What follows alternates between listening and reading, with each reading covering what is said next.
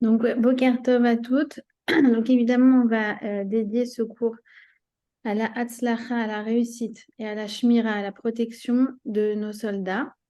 J'ai une pensée particulière depuis ce matin pour mon amie Maria Chardré. Peut-être que beaucoup d'entre vous la connaissent. Donc, son fils, là, il rentre. Et elle a reçu un message de toute son unité, quoi, pour dire on ne sera pas disponible du tout par téléphone. On coupe les téléphones pendant les prochains jours. Donc voilà, j'imagine même pas dans quel état elle est. Et c'est ce que je lui ai dit ce matin. Je lui ai envoyé un message pour lui dire je n'arrive pas à détacher mes pensées de ton fils. Et en fait, c'est pas que elle, c'est. Moi, j'ai plein d'amis dont les garçons sont actuellement sur le front. Donc voilà, vraiment que Hachem protège chacun d'entre eux. Et Mm. là, et que ça nous soit compté comme un mérite pour le Ham Israël. Le fait qu'il y ait des Juifs, 350 000 aujourd'hui, qui sont mobilisés. Alors c'est vrai qu'il y en a qui sont, entre guillemets, que mobilisés, mais qui ne risquent pas leur vie, mais n'empêche qu'ils laissent leurs femmes, leurs enfants, leur travail pour être à 100% en Messirut Nefesh, en don de soi pour le Ham Israël. J'ai des amis dont les garçons sont à la Kyria. La Kyria, c'est la base où en général, voilà, ils sont derrière des ordinateurs. Mais elles me disent qu'ils rentrent de 2 heures à 5 heures du matin, de 1 heure à 3 heures. Il y en a un qui vient d'avoir un petit bébé. Elle m'a dit, sa femme, elle vient d'accoucher, mais il a à peine vu son bébé. Donc voilà, depuis ceux-là jusqu'à ceux qui sont sur le front, jusqu'à toutes les femmes qui sont seules avec leurs enfants à la maison et qui attendent le retour de leur mari, et celles qui ont voilà, des proches qui sont blessés. On ne sait même plus où donner, j'allais dire plus donner de la tête, mais on ne sait plus où donner du cœur. Tellement, voilà, on est pris par ça. Ça nous prend en permanence.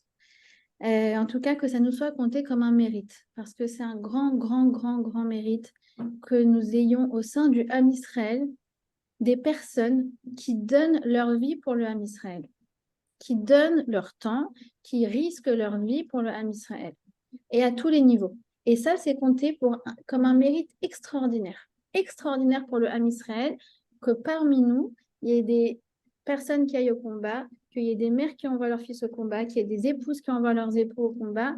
C'est un grand mérite au-delà de tout pour le Ham Israël, et que ce mérite nous soit compté sans qu'on ait besoin d'aller plus loin, que Bezrat Hashem, on voit vraiment Bezrat Hashem des Nissim et Niflaot. Amen, amen, amen, amen. Alors, aujourd'hui, je voudrais m'intéresser à un Télim qui est le Télim 92. Ce Télim, il parle du Shabbat. Euh, et je vais vous dire pourquoi il me touche beaucoup. Alors, je vais vous lire un article qui a été écrit par une amie qui s'appelle Sarah Aziza, et qui, en fait, elle décrit ce que je ressens tous les Shabbats depuis un mois. Alors, comme tous les vendredis depuis le 7 octobre, je pense à eux. Je pense à ces jeunes qui ont embrassé leurs parents vendredi matin, leur souhaitant un bon week-end, alors qu'ils se rendaient à ce festival de musique qu'ils attendaient depuis si longtemps. Je pense à ces parents qui préparaient leur repas de fête et de Shabbat, impatients de recevoir leur famille pour un week-end dans le sud. Je pense à ces enfants qui ont appelé leurs parents pour leur dire qu'ils restaient finalement à la base pour le week-end. Je pense à ces petits-enfants qui ont appelé leurs grands-parents pour leur souhaiter un Shabbat Shalom, leur annonçant qu'ils n'ont pas pu venir cette semaine, mais qu'ils seraient avec eux Shabbat prochain sans faute. Je pense à cette jeune fille qui s'embrouille avec sa mère avant de rejoindre ses amis au festival. Parce que, ma fille, on ne sort pas habillé comme ça. Mais maman, tu ne comprends rien. Je pense à ce fils qui a embrassé ses parents en partant rejoindre ses amis au kibbutz Berry pour Simchat Torah. Je pense à ces enfants qui voulaient juste aller dormir chez leurs copains pour leur week-end. S'il te plaît, maman. Je pense à ces mamans qui attendaient le week-end avec impatience pour retrouver leur famille et passer un moment avec leurs enfants. Je pense à ces papas qui n'attendaient que le samedi après-midi pour pouvoir jouer avec leurs enfants dans le jardin. Je pense à ces grands-parents qui ont appelé leur enfant pour leur dire que oui, tout va bien, ne vous inquiétez pas. Je pense à ces jeunes femmes, futures mamans, qui attendaient avec impatience que leur table de Shabbat passe de 2 à 3 chaises. Je pense à ces mamans qui ont donné un câlin à leur bébé avant de dormir, en leur disant « À demain, mon amour », tout en les posant dans leur lit à barreaux. Je pense à ces papas qui ont lu une histoire à leurs enfants avant de dormir, en leur expliquant qu'il ne fallait pas toujours avoir peur des monstres sous leur lit, parce qu'ils seraient toujours là pour les protéger. Je pense à ces familles qui se sont réunies pour la fin du mois de fête et qui ont rajouté des matelas par terre un peu partout dans la maison parce que plus on est de fous, plus on rit. Je pense à ces parents qui, trop épuisés pour débarrasser la table vendredi soir, sont allés se coucher en pensant qu'il fera jour demain. Je pense à ces frères et sœurs qui sont partis ensemble le week-end à Reims pour danser et chanter jusqu'au petit matin. Je pense à ces soldats qui ont dû laisser leur famille pour la fête parce qu'ils devaient être en poste pour protéger notre pays à la frontière de Gaza. Je pense à ces petits amis qui ont laissé partir leurs copines pour le week-end pour une sortie entre filles. Je pense à toutes ces tables de Shabbat et de fête qui resteront désormais vides parce que leur famille ne sera plus là pour s'y asseoir désormais. Je pense à ces hommes, je pense à ces femmes, je pense à ces papas, je pense à ces mamies, à ces papis, je pense à ces enfants, je pense à ces bébés. Voilà. Personnellement, elle a très très bien décrit ce que je ressens dans toutes les entrées de Shabbat depuis 4 semaines. Alors, on va essayer d'étudier le Tehillim du Shabbat, Mizmor Shir Leyom HaShabbat, qui va nous redonner Bezrat Hashem du baume au cœur. Il y en a pour qui c'est la semaine qui est difficile par rapport aux nouvelles et le Shabbat, elles arrivent à rentrer dans une certaine sérénité. Et en fait, personnellement, moi, j'ai constaté que c'était le contraire. C'est la semaine, je me sentais plus active, donc je pensais moins. Et quand le Shabbat, j'ai plus de temps pour réfléchir, c'est là que les pensées obscures m'atteignent. Donc, c'est pour ça que je voulais absolument étudier ce Tehillim avec vous. Alors, donc, comme je vous disais, là, on s'était arrêté sur ça parce que ça avait suscité beaucoup de questions et je vais faire un petit peu d'ordre dans les Tehillim. Alors, ce Tehillim, il y a une version qui dit que c'est Adam Arishon qui l'a composé, le premier Shabbat de sa vie. D'accord? On va expliquer dans quel contexte et surtout cette interprétation-là qui va nous accompagner. D'accord? Il y en a, il y a une autre version, le Midrash, Midrash Shocher Tov, qui dit que c'est Moshe qui l'a composé. Il l'a composé dans quel cadre? Eh bien, il a composé 11 Tehillim pour chacune des tribus. De Tehillim 90 au Tehillim 100, il y a 11 Tehillim et chacun est attribué à une tribu. Et comme celui-là, il parle de l'Ehodot, Tov l'Ehodot l'Adonai, les Amer les Shilchaïon, de l'Ehodot, eh bien, on comprend qu'il est adressé à Yehuda, à la tribu de Yehuda. On avait expliqué la semaine dernière qu'il y a une tribu qui n'a pas reçu son Tehillim, c'est Shimon. D'accord? Shimon a été exclu des brachot de Moshe et aussi il n'aura pas consacré de Tehillim. En tout cas, donc celui-là est censé s'adresser donc à Yehuda. D'accord? Alors, on va essayer de mettre un petit peu d'ordre dans tout ça.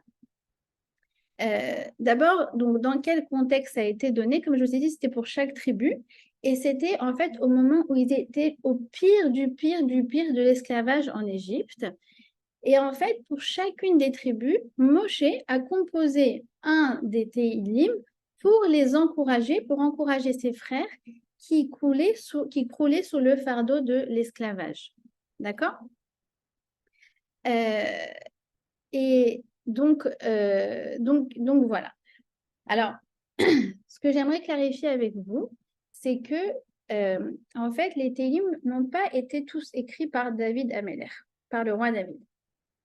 Rachi nous dit que les Tehillim ont été écrits en tout par 10 personnes.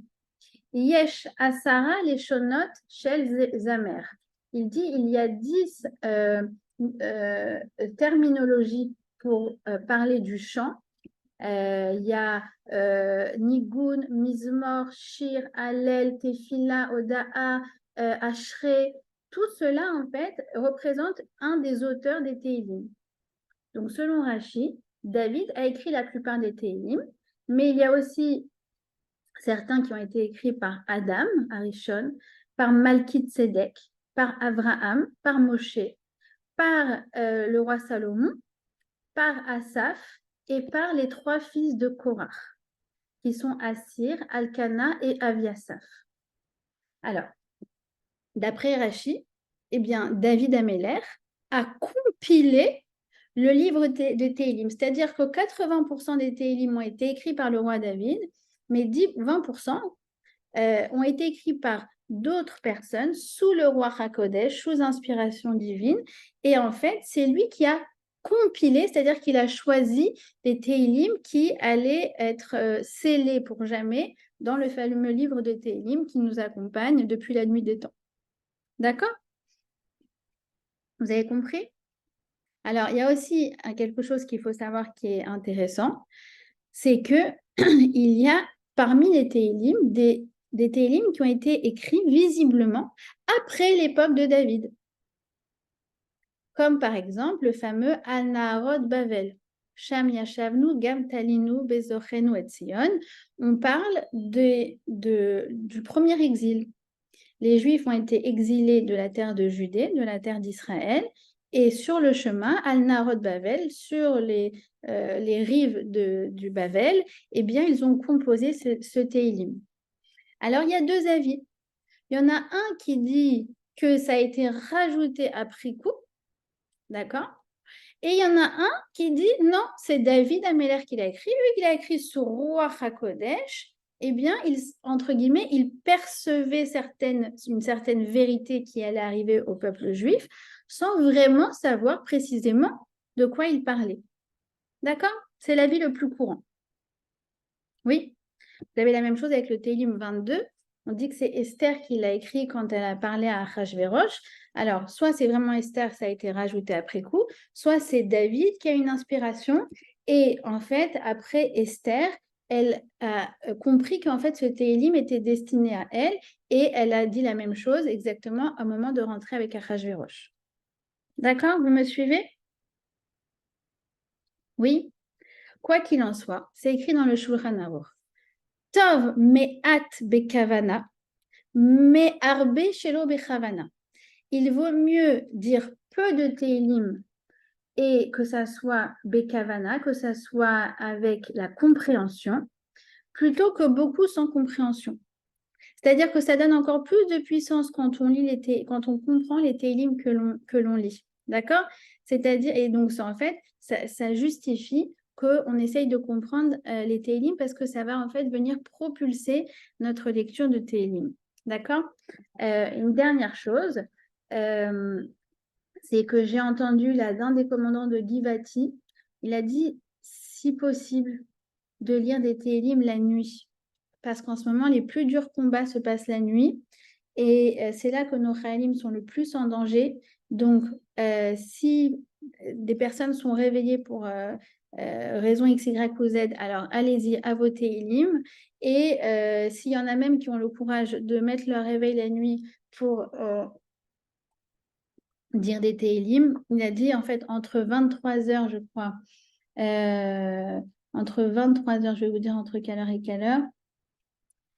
Les combats nocturnes commencent à 23 heures et les plus durs sont de 2 heures à 5 heures du matin. Donc vraiment, voilà.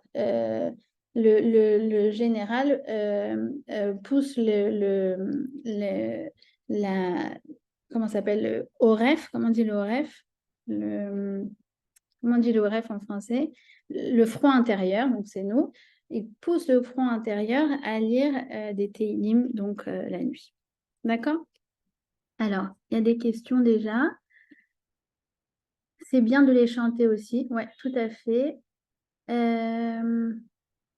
Alors, est-ce qu'il y avait Shabbat avant Matan Torah? Donc, merci pour la question. Botbol, je ne sais pas c'est quoi votre prénom. Alors, justement, c'est ce que je vais expliquer. Je vais expliquer ça maintenant, en fait. D'accord? Donc, comme je vous ai dit, ce Télim, donc, il parle du Shabbat. Et c'est intéressant parce qu'il parle, en fait, des sentiments multiples qu'on pourrait avoir le Shabbat. En fait, on voit que on peut avoir de la sérénité à Shabbat, mais comme c'est mon cas, comme je vous l'ai dit en ce moment, et comme ça peut être le cas de certaines personnes, il peut aussi y avoir une angoisse qui arrive le Shabbat. Et c'est vraiment ce que Adam Arishon a ressenti le premier Shabbat. On va voir, il a eu d'abord une angoisse et ensuite il a eu la sérénité. D'accord? Alors, en ce qui concerne la version qui dit que c'est Moshe qui l'a écrit, je vais juste expliquer dans quel contexte et après on va rentrer donc dans les psukim, d'accord? Euh, donc dans quel contexte Moshe il a dit ça? C'est au moment, comme je vous ai dit, où les Bnei Israël ils croulaient sous le fardeau. Et en fait, vous savez que Moshe, pour les protéger, a demandé à Pharaon le Shabbat. Il est venu le voir, c'est écrit dans le Midrash, il est venu les voir. Et il leur a dit, ta main-d'œuvre sera plus efficace si elle a un jour de repos hebdomadaire. Ah, très bonne idée, Moshe, tu as tout à fait raison. Eh bien, oui, Moshe a raison. Et d'ailleurs, je suggère le samedi pour le repos hebdomadaire. Et c'est comme ça que les Bnei Israël ont, entre guillemets, reçu le Shabbat avant même Matan Torah. Alors, sur ça, le Rav Kook dit, ils ont reçu un Shabbat, mais c'était un petit Shabbat. Et le Shabbat qu'ils recevront au Har Sinaï, ce sera un grand Shabbat. C'est quoi la différence? Le Shabbat qu'ils ont reçu à l'époque de Pharaon, c'est on se repose Shabbat en vue de travailler la semaine. D'accord? Ce qui est déjà un niveau. Mais en revanche, le Shabbat qu'on a reçu au Har Sinaï, c'est toute la semaine qui est consacrée au Shabbat qui va venir, qui est centrée vers le Shabbat qui va venir. D'accord? C'est le petit Shabbat et le grand Shabbat. Donc, ils avaient déjà le petit Shabbat. D'accord? Alors, en fait, qu'est-ce qui s'est passé? Il explique Pirkei des Rabbi Eliezer que lorsque Adam a fauté, eh bien, Dieu allait donc le tuer. C'est marqué qu'il allait mourir. Et il a dit, le jour où tu mangeras de l'arbre, tu seras tué le jour même. Be'otoyom. Je ne sais plus comment c'est écrit, en tout cas, le jour même. Et qu'est-ce qui s'est passé? C'est qu'en fait, le Shabbat a protesté. Le Shabbat a dit à Hachem, maître de l'univers, pourquoi la mort serait-elle introduite en mon jour? Est-ce cela ma sainteté? Est-ce cela ma bénédiction? Et Dieu lui a donné raison au jour de Shabbat et lui a dit, d'accord, donc je ne tuerai pas Adam. Et c'est comme ça que Adam finalement a été épargné de la mort grâce au Shabbat. Il n'a pas vécu que le lendemain, il a vécu, comme vous le savez, 930 ans. D'accord? Un jour, je vous expliquerai le lien entre David Ameller et Noah et Adam. Donc, Adam devait vivre 1000 ans, mais il a donné 70 ans de sa vie au roi David. D'accord? Un jour, je vous expliquerai ça. En fait, ça prend un cours entier pour essayer de comprendre pourquoi il a donné au roi David et qu'est-ce que ça signifie. Mais en tout cas, quoi qu'il en soit, c'est la raison pour laquelle il a vécu finalement que 930 ans et non pas 1000 ans. En tout cas, lorsque Adam a compris que le Shabbat a pris sa dévance et que c'est grâce à lui qu'il l'a épargné, eh bien, il a fait la louange du Shabbat. Tov, Mizmor, Shir, Leyam, Shabbat. Il a commencé, donc il commence son Télim par Mizmor, Shir, Leyam, Shabbat. Je fais un Mizmor, je fais une louange, je chante en l'honneur du Shabbat. D'accord? Je fais la louange du Shabbat qui m'a sauvé la vie. D'accord? Euh, Donc, voilà. Ensuite, le verset suivant, Tov les Rodot l'Adonai, ou les amers les Shimcha Elion. Alors, qu'est-ce qui se passe? C'est que, donc, il introduit une nouvelle dimension du jour du Shabbat. Il dit Tov les Rodot. C'est quoi Tov les Rodot? Alors, c'est écrit comme ça dans le Midrash Rabbah que Adam a rencontré Caïn. Et lui a demandé, alors quel jugement le tribunal divin, le tribunal céleste, t'a réservé? Et il a dit, Caïn lui a répondu, j'ai fait teshuva, et mon châtiment a été atténué.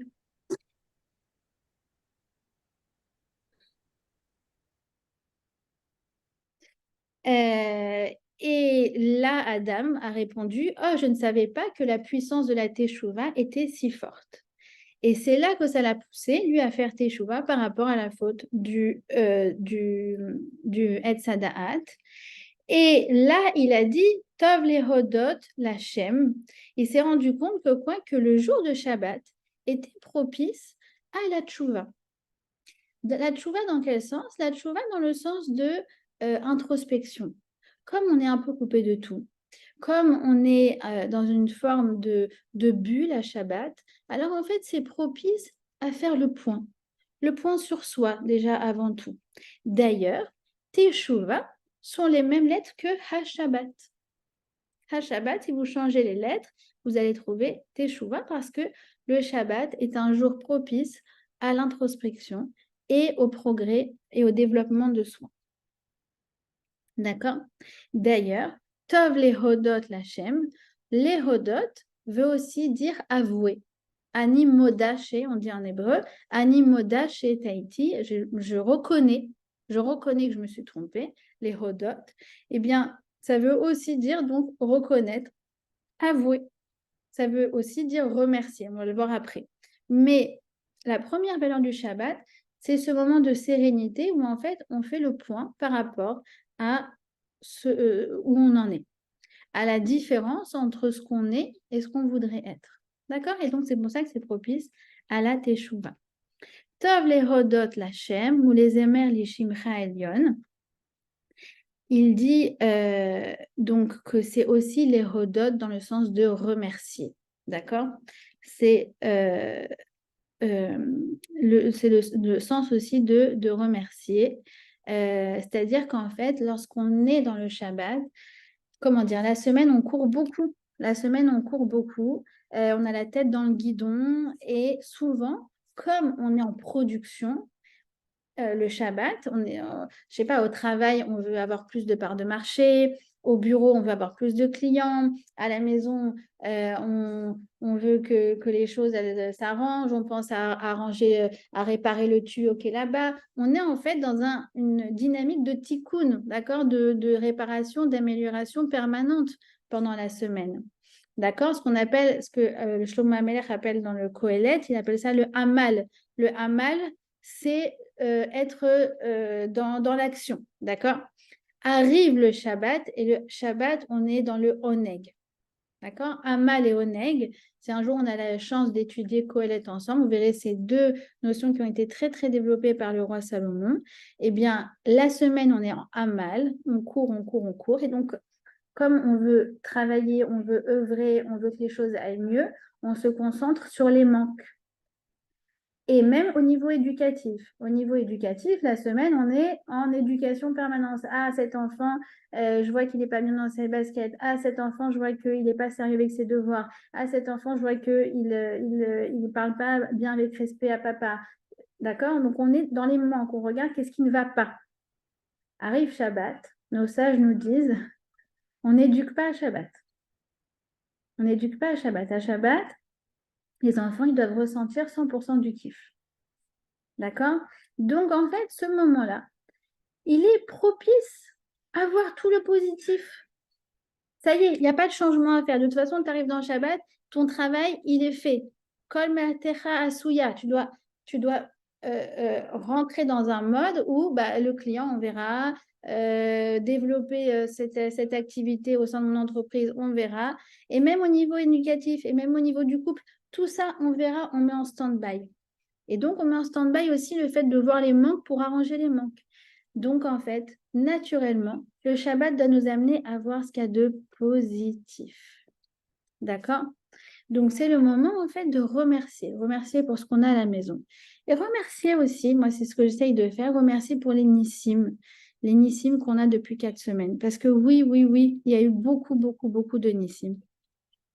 J'ai vu quelques vidéos d'un certain Yair Insbach. Dommage, elles n'ont pas été traduites en français, mais c'est un expert en contre-terrorisme. Et en fait, il explique concrètement qu'est-ce qui aurait pu se passer ce jour-là. Si il s'était organisé, enfin, en fait, il explique quel aurait dû être le plan de ses connaissances à lui. Et il y a des choses qui ont été incompréhensibles, mais qui en fait n'ont pas eu lieu. D'accord? Ce qu'il explique en l'occurrence, c'est que ce qui a été fait dans le sud, en fait, c'était coordonné qu'il fasse exactement la même chose dans le nord. Et bref, il y a eu beaucoup, beaucoup, beaucoup, beaucoup de Nissim. Et un des Ness, ça a été en fait l'arrivée en masse de tout le Koach HaCherum, c'est-à-dire euh, ces fameuses personnes qui ont entendu qu'il y avait qui se passait dans le sud et qui n'ont même pas réfléchi une demi-seconde et qui ont pris leurs armes et qui ont pris leur voiture et qui sont descendus vers le sud. Et ça, il y a en fait une dizaine de milliers de juifs qui ont fait ça et ça leur a pris 3 secondes. Ils n'ont même pas réfléchi. Et en fait, cette force-là, alors c'est vrai qu'on en a perdu malheureusement en chemin, je dois faire un cours justement dans 2 semaines, les Nishmat, une jeune fille qui est partie avec son fiancé pour justement défendre les gens du Sud et ils sont morts, ils ont été assassinés en chemin. En tout cas, quoi qu'il en soit, cette force, elle a été en fait un frein énorme parce que s'ils n'avaient pas été là et s'ils n'avaient pas tellement été en masse, c'est tout. Vous savez que Gaza, c'est à 1 heure et quart de Tel Aviv, hein. On aurait pu se retrouver à ouvrir la fenêtre et dans toutes les villes d'Israël avoir un terroriste en bas de chez nous, même plusieurs. Donc en tout cas, moi, le Shabbat, et j'essaye de me centrer sur ça parce qu'en fait, il y a eu beaucoup, beaucoup, beaucoup, beaucoup de Nissim, beaucoup de Nissim. Le fait que le Nord n'a pas attaqué, il a dit c'est quelque chose d'incompréhensible. Le fait qu'il y ait eu cette masse de Juifs qui sont venus Bémet, Messirut Nefesh et qui ont donné leur Messirut, qui ont donné leur vie pour aller sauver les Juifs dans le Sud et en fait pour protéger tout le reste du pays. Voilà, ça a été, il y a eu beaucoup de Nissim qui se sont passés ce jour-là en vérité. Et donc, c'est aussi un moment propice pour le faire, pour s'en rendre compte. D'accord? Alors, le passouk d'après, donc peut-être vous connaissez la chanson Tov Leodot Lachem ou Les Amers les Shimcha Elyon. Je ne peux pas chanter parce que c'est enregistré. Mais les Agid Baboker Chasdecha Vemonatecha Balelot. Donc, donc là, il nous dit, je chante le chesed d'Hachem le matin et je dis sa emuna, ma emunatra balelot. D'accord? Alors, c'est quoi cette idée de chesed baboker, le chesed le matin et la emuna la nuit? Alors, on va d'abord dire c'est quoi le pshat et ensuite on va expliquer c'est quoi le sens plus profond. Alors voilà, c'est qu'en fait, Adam, quand il a fauté juste avant l'entrée de Shabbat. Il a fauté la 6e heure du 6e jour. Et il y a beaucoup de fautes d'ailleurs qui se sont passées à la 6e heure. D'accord? La faute du veau d'or aussi, elle s'est passée à la 6e heure. En tout cas, quoi qu'il en soit, il a fauté juste avant l'entrée de Shabbat. Et après qu'il a fauté, le soleil s'est couché. Et donc lui, il a fait un lien entre sa faute et l'aube, et le crépuscule. D'accord? Le fait que le soleil est en train de se coucher. Et qu'est-ce qu'il dit? Il dit, malheur à moi parce que j'ai péché, Dieu plonge le monde dans une obscurité éternelle. Ce que dit le Midrash. À cause de moi, j'ai amené l'obscurité sur le monde. Il a été angoissé toute la nuit, Adam. Je vous ai dit, il n'a pas passé un super Shabbat, le premier Shabbat. Il avait tous ses sentiments entremêlés. Et donc, la nuit, il a dit, c'est à cause de moi. Et en fait, il a cru, Adam, qu'à partir de maintenant, ad vitam aeternam, le monde allait être dans l'obscurité. le monde serait une nuit perpétuelle. Et le matin, qu'est-ce qu'il a été content, Baruch Hashem, quand il a vu l'aube, il a vu le shkiatar, l'aube, le soleil qui se lève et qui illumine l'obscurité tellement terrifiante qu'il a vécu la nuit. Et donc, il dit, la nuit, j'ai essayé de garder ma émouna, d'accord? Les Hagid Baboker Chasdecha, Ve Emunatra Balelot, et le matin, les Hagid Baboker Chasdecha. Le matin, je t'ai remercié, Hachem. Alors, c'est pareil dans nos vies. C'est pareil dans nos vies. On voit que, en fait, c'est une manière de parler pour dire qu'il y a des fois où notre vie, c'est la nuit, et des fois, notre vie, c'est le jour. Alors, c'est quoi, c'est la nuit? La nuit, c'est obscur. Et d'ailleurs, on voit, c'est marqué balélot, pas marqué balaïla, balélot. C'est pluriel. Ça veut dire qu'en fait, on voit plein de bouts d'épreuves, de difficultés qui n'ont pas l'air de faire sens.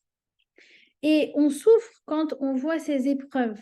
Et qu'est-ce qu'on a des choses qui nous tombent sur la tête, on dit, mais quel rapport? D'abord, il y a eu ça, après, il y a eu ça, il y a eu ça. Ça n'a aucun sens. Ça n'a aucun sens. Je ne vois pas une unité à ce que je vis. D'accord? Les lots, c'est au pluriel. Je ne vois pas. Et le divorce, et le truc, et après la maladie.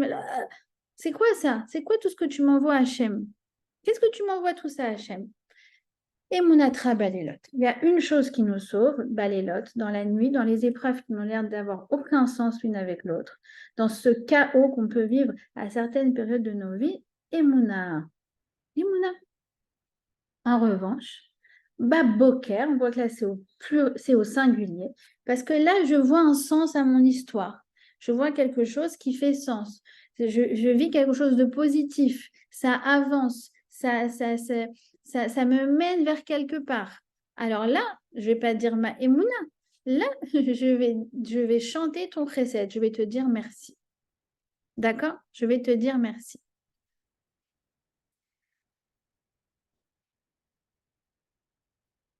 Ensuite, donc il continue. Je ne vais pas dire tous les versets parce qu'il est long le Télim.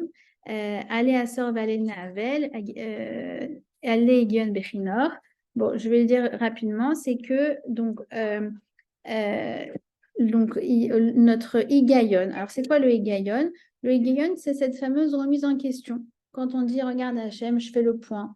Peut-être sur ça, j'aurais dû faire tchouva. Peut-être sur ça, j'ai pas été sérieuse. Peut-être le Shabbat, je dois me renforcer. Peut-être sur la Tzniut, je dois me renforcer. Quand on fait le Higayon, d'accord, ce qu'on appelle le Higayon, une forme de, comme on a dit, cette fameuse introspection qu'on peut faire à Shabbat. Souvenez-vous, à Shabbat, les mêmes lettres que Teshuvah. Alors pour Hachem, c'est comme un kinnor. C'est comme une mélodie. Quelque chose de très, très mélodieux. Igayon Bechinor. Souvenez-vous de ça. Que quand moi je fais mon introspection, on dirait que je suis seule avec moi-même dans mes pensées, ça fait aucun bruit. Pour Hachem, pour les malachim, pour les anges, ça fait le plus beau bruit qui puisse exister. C'est un bruit qui surpasse les plus grandes mélodies des malachim. Lorsque moi je fais ce point. Ah bon? Je ne me rendais pas compte. Je suis juste dans mon lit en train de me dire, attends, peut-être que je devais me renforcer dans le Shabbat. Pour Hachem, c'est comme si j'avais chanté la plus belle des chansons. Igayon Bechinor. Et oui, l'importance de la gratitude envers Hachem, tout à fait. D'accord? Il y en a qui, parfois, c'est le cas de tout le monde, mais parfois on se souvient, entre guillemets, d'Hachem dans les moments où ça ne va pas. Il y a une analogie comme ça d'un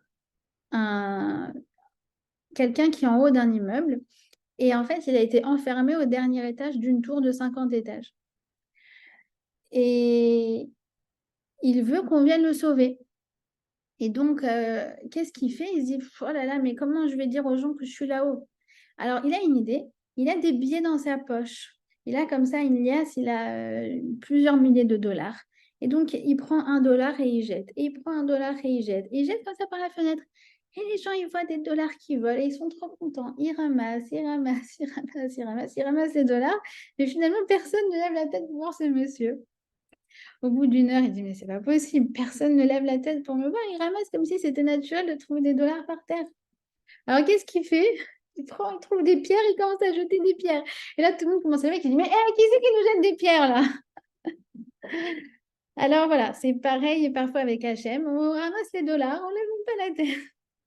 Et par contre, quand c'est mon pire, on dit, mais Hachem, pourquoi tu nous fais ça? Pourquoi tu nous as fait ça? D'accord? Parfois, il nous réveille avec des choses qui ne sont pas très, très agréables.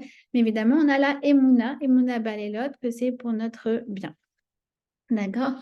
Ma gadlou maasecha Hashem, meod amku marshvotecha. Vous remarquerez que magadlou, donc magadlou, c'est quelle grandeur, d'accord? Quelles sont grandes tes actions? Il y a aussi marabou maasecha, qu'on dit dans la tfila, et je suis sûre que le mot marabou vient de ce fameux marabout, d'accord? Marabout, c'est quelles sont nombreuses tes œuvres. D'accord? Alors, tout comme, vous savez, il y a ce mot, on dit que Hachem, il a créé le monde avec la parole, Aboré Kedaber, d'accord? Alors, on sait que abracadabra vient du mot celui qui parle et qui crée, Aboré Kedaber. Bah, je suis sûre que marabout aussi, ça vient du mot marabout. Voilà.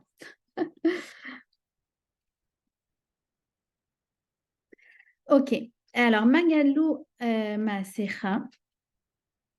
Alors, c'est le verset numéro 6. Qu'est-ce qu'il dit sur le verset numéro 6?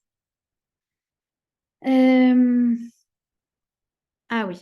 Alors, Magadlou Maasecha, c'est aussi quelque chose donc qu'on peut observer le Shabbat. C'est de voir en fait la créature. Le Shabbat, c'est le moment propice pour sortir de chez soi. Alors, oui, on sort, on peut aller à la synagogue, mais on peut aussi aller faire un petit tioul, une petite promenade. On peut aller aussi, quand on habite à côté de la mer, comme c'est mon cas, on peut essayer de se rapprocher de là-bas. C'est aussi le moment du Shabbat, pour aller un petit peu sortir, prendre l'air frais et contempler les œuvres d'Hachem, contempler les œuvres d'Hachem. Et qu'est-ce qu'il y a de magadlou? Qu'est-ce qui est extraordinaire dans les œuvres d'Hachem? C'est qu'en fait, il nous dit le traité Sanhédrin que quand un roi il fait des pièces, il frappe les pièces, elles sont toutes authentiques. Mais quand on regarde par exemple les perruches de sa fenêtre, on voit, ah tiens, celle-là n'est pas la même chose que celle-là. Ah, moi j'ai des oiseaux qui rentrent chez moi tout le temps. Ah, le petit oiseau, il est trop mignon, il n'est pas comme son copain. Il y a quelque chose de très beau dans le fait de voir la diversité de la créature et qu'aucun oiseau ne ressemble à un autre. D'accord? Donc, il dit de même, Hachem a frappé tous les hommes avec le sceau de Adam, comme un roi qui frappe les pièces avec le même sceau, mais il n'y en a pas deux qui sont absolument identiques. D'accord?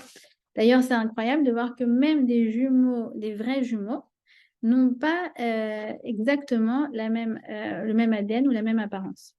D'accord? Même des vrais jumeaux. Meod ma'amku marshvotecha. Donc,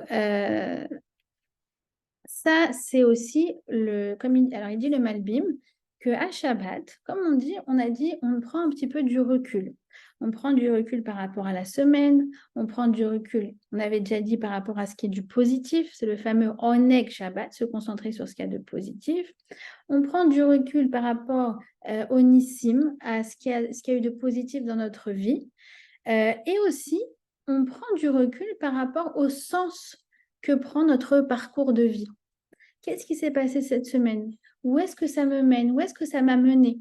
Le jour de Shabbat, c'est propice pour voir la main d'Hachem dans le cours des événements de ma vie. D'accord? C'est ce fameux Me'od Amku Marshvotecha. Quelles sont profondes tes pensées? Disons que la semaine, comme on a la tête dans le guidon, on est là, on dit, mais Hachem, qu'est-ce que tu veux? Qu'est-ce que c'est? Pourquoi j'ai eu ce PV? Pourquoi là, je suis arrivée en retard? Pourquoi le client n'a pas vu, il n'a pas voulu signer? Pourquoi il y a eu ça? Pourquoi il y a eu ça? Pourquoi cet enfant, il m'a fait une crise de nerfs au supermarché? Il m'a mis l'archouma devant tout le monde. J'ai mis 1 heure à repartir. Pourquoi? Arrive le Shabbat, c'est un moment propice pour voir le sens de ces événements. D'accord?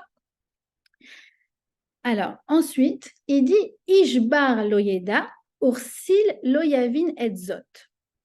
Alors, c'est pareil. Donc déjà, il dit quelqu'un peut être très intelligent, mais voir les événements de sa vie comme entrecoupés.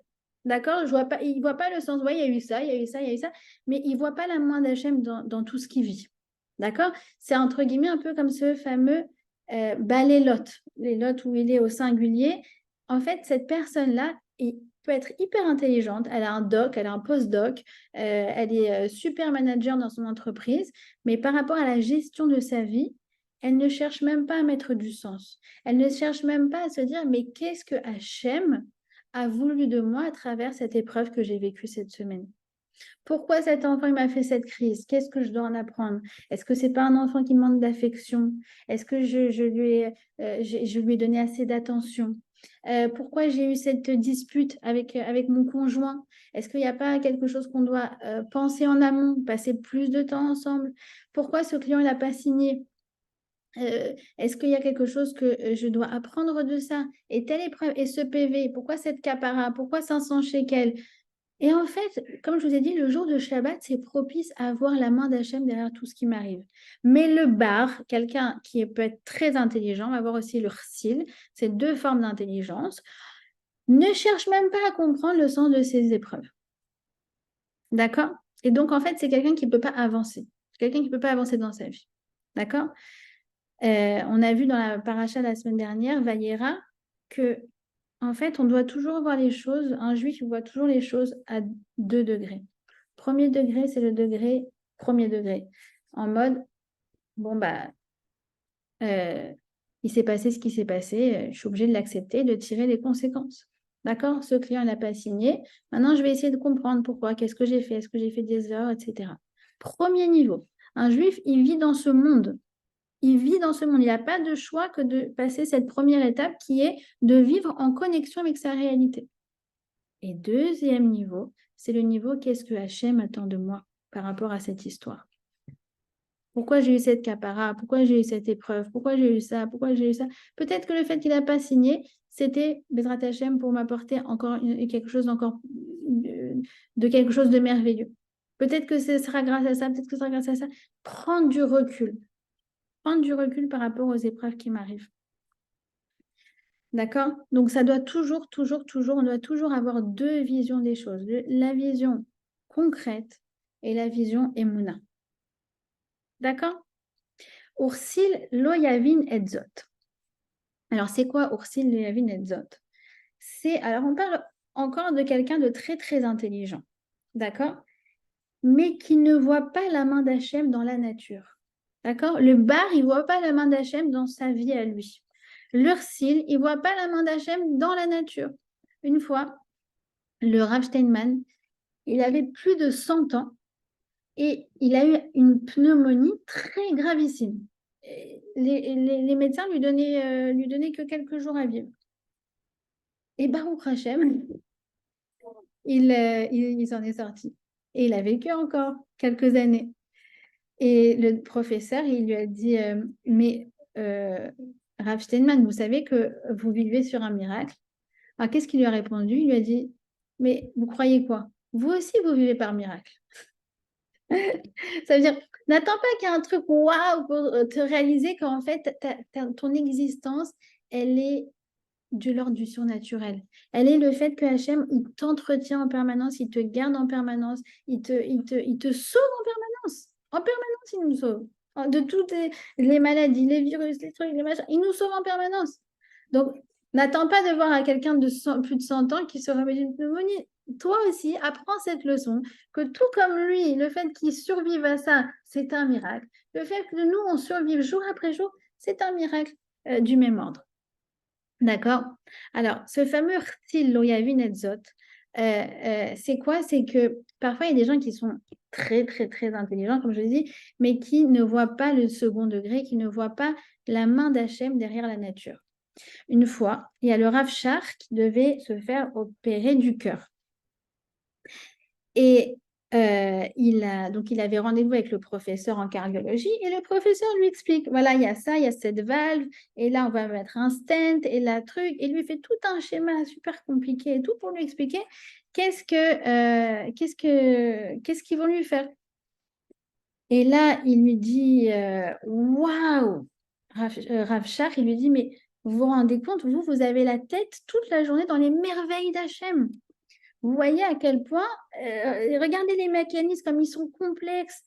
Ça ne peut pas être le fruit du hasard, ça c'est la main d'Hachem, c'est incroyable. Vous avez vu que pile la pression qu'il y a là, il doit y avoir de l'autre côté, et qu'il y a ça, et que truc, et que ça s'envoie vers telle veine et vers telle artère, mais c'est incroyable. Et vous avez la tête dans ça en permanence, comme votre Hirat Shamaïm, elle doit être élevée, lui dit le Rav Shach.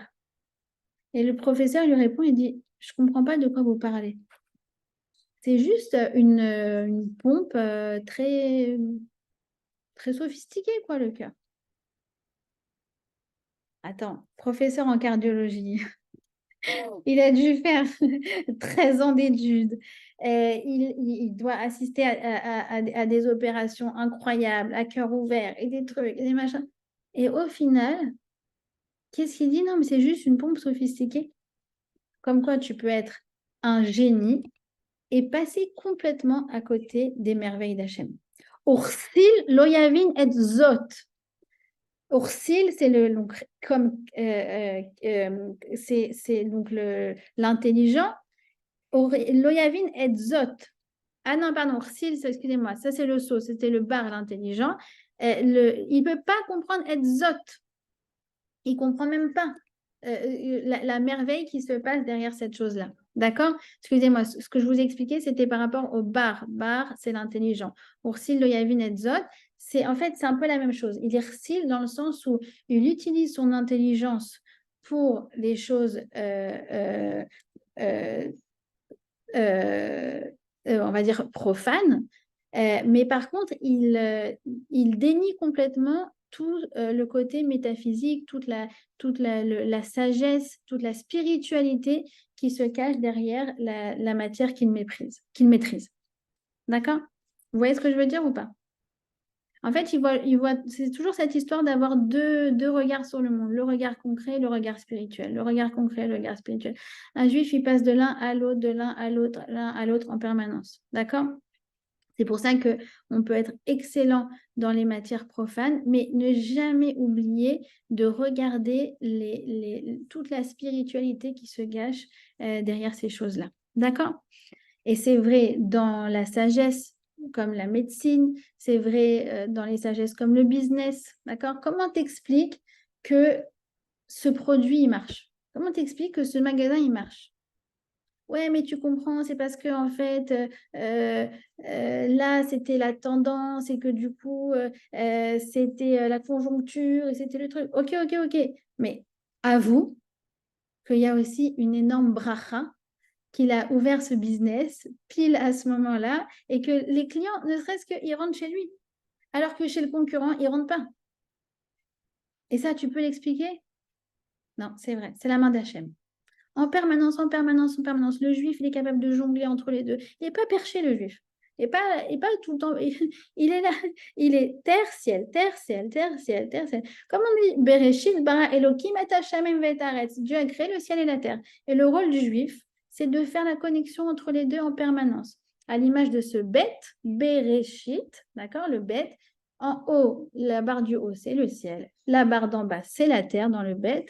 Et la barre verticale, c'est nous. Bereshit, on fait le lien entre ciel et terre en permanence, en permanence, en permanence. La vie de juif est faite de ces allers-retours entre le ciel et la terre. D'accord? Alors ensuite, Bifroa Rechaim, Kemo Esev, il compare les Rechaim, les méchants, au Esev. C'est quoi Esev? C'est Esev, c'est l'herbe. Alors, en fait, il explique Rachi. Il explique Rachi, il dit, mais des fois, on voit les méchants prospérer. Des fois, on voit les méchants réussir. Des fois, on a l'impression que les personnes qui font du mal elles ne sont pas punies, elles agissent impunément impunément, et en plus de ça, elles kiffent leur vie et il n'y a rien qui leur retombe dessus. Non, non, c'est comme Essève. Le Essève, c'est de l'herbe. L'herbe, ça pousse en un jour, mais ça s'écrase tout aussi facilement. D'accord? Alors, c'est pareil. Il dit, le méchant, il s'élève, ils réussissent comme l'herbe qui pousse en une nuit, mais en fait, leur prospérité est éphémère et en fait, leur punition ne tarde pas à arriver. D'accord? Comment il s'appelle? Ok. Alors ensuite, il va comparer,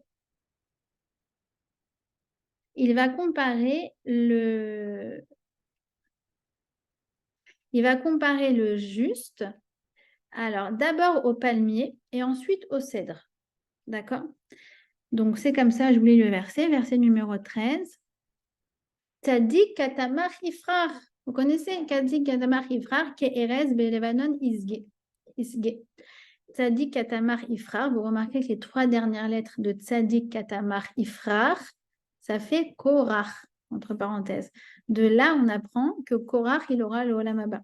Tzadik katamar ifrar. D'accord?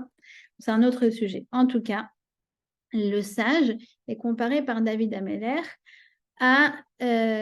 au palmier et puis successivement au cèdre. Alors, c'est quoi les vertus du palmier? Alors, d'abord, le palmier, il pousse très droit, il ne se penche pas, il ne se courbe pas. De même, le juste, c'est celui qui est droit et qui n'est pas corrompu. Il reste droit.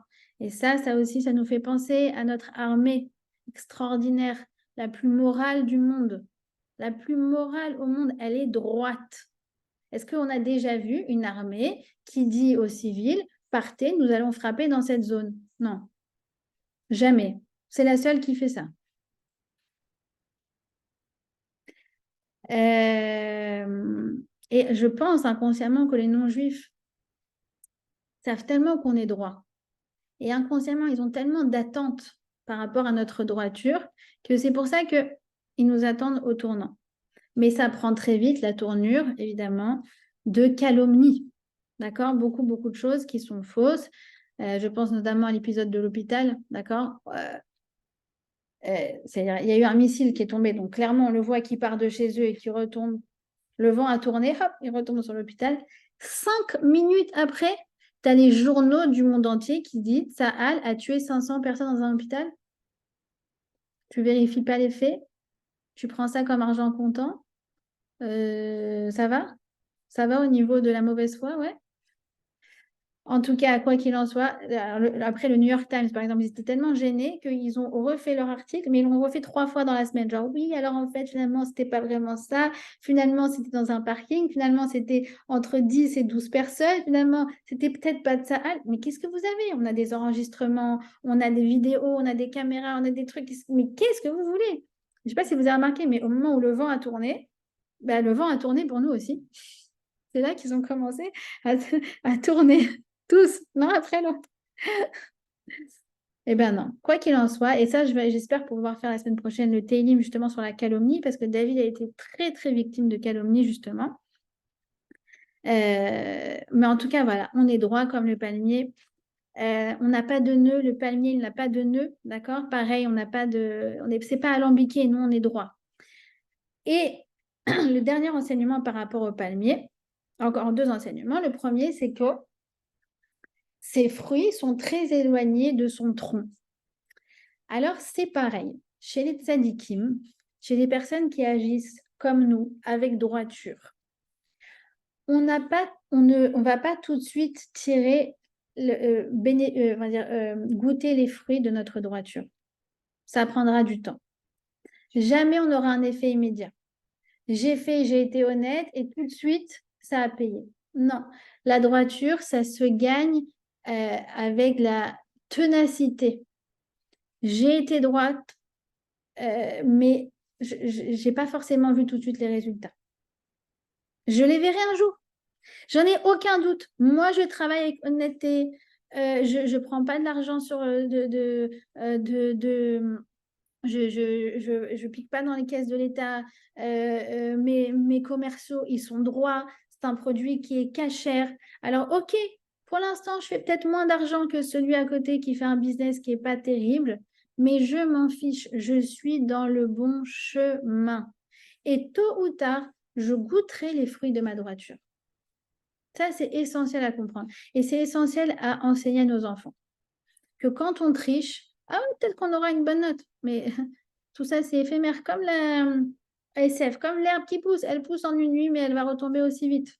Par contre, quand tu révises ton examen et que tu es droit et que tu triches pas et que tu fais attention, tu n'auras pas forcément tout de suite la super note. Mais tôt ou tard, ton travail portera ses fruits. Tôt ou tard, tu goûteras les fruits de ton travail. Ça, c'est un grand, grand, grand clal. La récompense, elle n'est jamais immédiate. Jamais immédiate. Quand elle est immédiate, c'est presque, parfois, euh, c'est, c'est, hum, c'est pas forcément bon signe. La récompense, elle est toujours le fruit d'un long labeur. D'accord? Et dernière chose par rapport au palmier, c'est que le palmier, tout est utile chez lui. On mange ses fruits, on utilise ses feuilles pour recouvrir le toit, je pense notamment à la souka, d'accord? Et on peut utiliser son bois aussi pour la construction. Pareil, le tzaddik, c'est quelqu'un qui va apporter du bon au niveau émotionnel, au niveau intellectuel, au niveau spirituel. C'est pas genre juste il est bon dans un domaine, c'est quelqu'un qui est épanoui et qui fait profiter le monde entier de son épanouissement spirituel dans tous les domaines. D'accord? Donc, il est comparé aussi au cèdre, qui est Erez Belevanon Isge. Alors, le cèdre, c'est... Qu'est-ce qu'il a de positif? Ah, c'est très beau. Ah, qu'est-ce qu'il a de positif, le cèdre? Écoutez bien, bah ça, c'est tellement un Israël. Écoutez, c'est incroyable. Quand on abat un cèdre, c'est le seul arbre qui va en fait repousser parce que ses racines et sa souche restent vivantes. Et un nouveau cèdre va repousser à la place de l'ancien. Bah ça, c'est le Ham Israël. Tu peux nous couper l'herbe sous le pied et tu verras que on va toujours se relever. Rien ne nous arrête. Alors, rien ne nous arrête. Ils peuvent essayer tout ce qu'ils veulent envers nous. Parfois, on est abattu, comme ce cèdre qui est abattu, d'accord? Mais on renaît de nos cendres, d'accord? En permanence, en permanence, en permanence. Le peuple juif n'a de cesse que de se réinventer et de renaître génération après génération depuis la nuit des temps. D'accord? Et enfin, donc, qu'est-ce qu'il dit? Au niveau de nouveau de Bessévan et chez Miranim Yahou, il y a aussi quelque chose qui m'intéressait. Où est-ce que c'est déjà? Ah oui, chez Toulim. Voilà. Chez Toulim, Bevet Hachem. Le juste, comme l'arbre, donc un arbre chatoul, c'est un arbre qui est chatoul. Comment on dit en français alors là? Ah, il est en fait planté dans l'eau. Chatoul, c'est planté dans l'eau. Alors, un arbre qui est planté dans la terre, il dépend de la pluie, il dépend de l'arrosage pour pouvoir donner ses fruits. Il y a quelque chose qui est encore plus fort que ça, c'est le Etz Chatoul. Pourquoi? Parce que le Etz Chatoul, alors lui, il a les racines dans l'eau, donc il craint rien. Non seulement il est abreuvé en permanence, mais du coup, les fruits qu'il va donner, eh bien, ils vont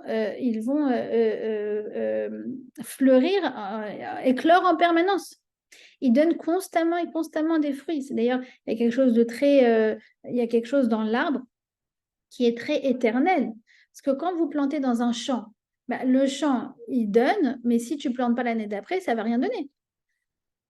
L'arbre, il met du temps à pousser, c'est vrai. Mais une fois qu'il pousse, il est là pour l'éternité. Moi, j'ai un parc là en face de chez moi, c'est des arbres qui ont 100, 200 ans. C'est incroyable.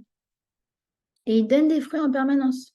Il y a quelque chose dans l'arbre qui est de l'ordre de l'éternité. Alors, le chatoul, il ne dépend pas des contingences. Est-ce qu'il pleut, est-ce qu'il ne pleut pas, est-ce qu'on est venu m'arroser, est-ce qu'on n'est pas venu m'arroser? Non, il tire sa substance, il tire sa vitalité de là où il est. Et vous avez bien compris l'analogie, c'est la Torah. L'eau, c'est la Torah. Alors, pareil, le Talmid Chacham, il est connecté à la Torah en permanence. Et donc, il a de la vitalité en permanence. Et donc, il produit des fruits. Il produit des bonnes actions. Il produit des fruits, c'est des choses que les autres goûtent, que les autres mangent, dont les autres bénéficient. Et bien, c'est pareil. Lui, sa Torah, en fait, elle lui donne vie en permanence et elle lui donne des fruits dont les autres vont profiter également. D'accord? Et ça ne dépend pas des contingences. C'est quelque chose qui est permanent chez lui parce qu'en fait, il est connecté constamment à la Torah.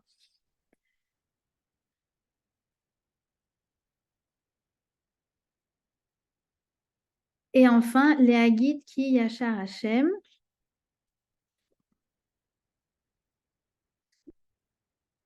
Euh,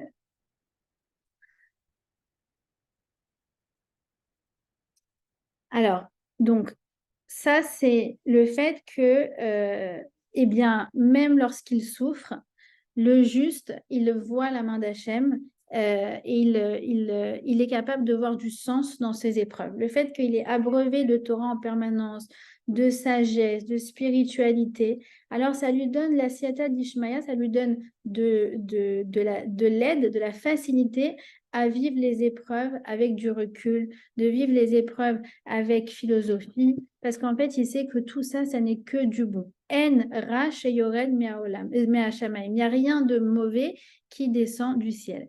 Et dernière chose, on apprend de ce pasouk, une dernière chose, c'est que le juste, le tzaddik, ne doit jamais cesser. C'est-à-dire qu'en fait, il ne doit jamais prendre sa retraite. Vous savez que chez nous, les juifs, le concept de retraite n'existe pas. Ça n'existe pas. C'est une invention des goïms. Le rabbi Lubavitch, il a dit, je connais pas le concept de retraite et je connais pas le concept de vacances. Il était toujours là, le rabbi Lubavitch, contrairement à ses prédécesseurs qui prenaient quelques jours quand même de vacances dans l'année. Le rabbi Lubavitch n'a jamais pris de vacances. Jamais pris de vacances. Bon, c'est un niveau, pour Hachem. En tout cas, voilà, le concept de retraite, et le rabbi Lubavitch, il avait dit assour de prendre sa retraite. Prendre la retraite, c'est mettre un pied dans la tombe. On doit toujours, un juif, il doit être actif, permanence, actif. Alors toujours, je me suis demandé, parce que moi, j'avais mes grands-parents qui étaient très proches des shlichim de Tunisie, de Rav Pinson. Bon, ceux qui connaissent, c'est sûrement les petits-enfants de Nice, tout ça, mais les premiers Pinson, donc ils étaient en Tunisie, très proches de mes grands-parents. Et je sais que mon grand-père n'a jamais pris sa retraite, et jusqu'à 91 ans, il a travaillé. Alors, des fois, je me dis, est-ce que c'était par son influence à lui? Mais voilà, assourd de prendre la retraite. Voilà, mon père aussi, qui a 77 ans, il a vendu son cabinet il y a, je sais pas, 7-8 ans. Il a monté sa start-up. Je dis, bon, Baruch Hashem, on a bien pris ce message. Il n'y a pas de retraite chez les sites bons. En tout cas, on apprend de ce verset que le juif, le tzaddik, il doit en permanence continuer à œuvrer et être toujours donc chatoul dans la Torah, toujours donc dans le remerciement, dans l'introspection aussi, comme on a vu avec le Shabbat, que c'était propice à ça. Et en fait, c'est de cette manière-là que parfois, donc, les sentiments qu'on peut avoir qui ne sont pas forcément agréables, qui peuvent parfois nous tirer vers le bas, grâce à cet état d'esprit, ils nous mettent sur la voie du bonheur. Voilà. Est-ce que vous avez des questions?